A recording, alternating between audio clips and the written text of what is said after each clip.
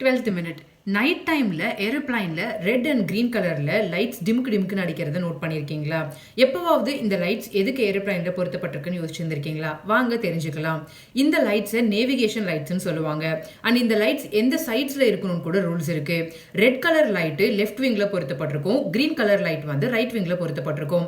எதுக்காக இந்த மாதிரி ரூல்ஸ் வச்சுருக்காங்கன்னா, இப்படி இந்த லைட்ஸ் பொருத்தப்படுறதுனால கீழே இருந்து அந்த ஏரோப்ளைனை பார்க்குற ஒருத்தர்னாலையும் மேலே வேற ஒரு ஏரோப்ளைனில் பறந்துக்கிட்டு இருக்கிற ஒருத்தர்னாலையும் அந்த பிளைனோட டைரக்ஷன் அண்ட் பொசிஷன்ஸை சொல்ல முடியும்.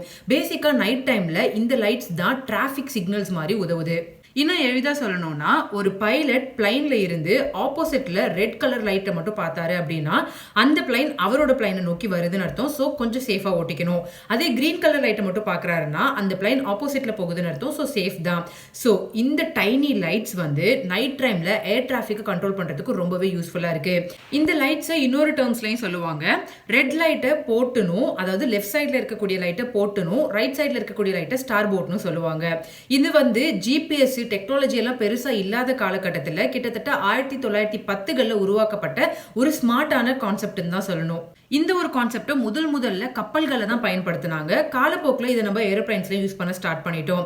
கேட்கறதுக்கு ரொம்பவே சிம்பிளா இருந்தாலும் இந்த ஒரு கான்செப்ட் பயங்கரமா ஸ்மார்ட்டா யோசிச்சு உருவாக்கப்பட்டது தான். இனி இந்த மாதிரி லைட்ஸை நீங்க வானத்துல ஏரோப்ளைன்ல பார்க்கும்போது உங்க ஃப்ரெண்ட்ஸுக்கு எக்ஸ்பிளைன் பண்ணுங்க. பார்க்கறதுக்கு சின்னதா இருந்தாலும் நைட்ல ஏர் டிராஃபிக்கை கண்ட்ரோல் பண்றதுக்கே இந்த லைட்ஸ் தான் யூஸ் பண்ணுதுன்னு சொல்லி.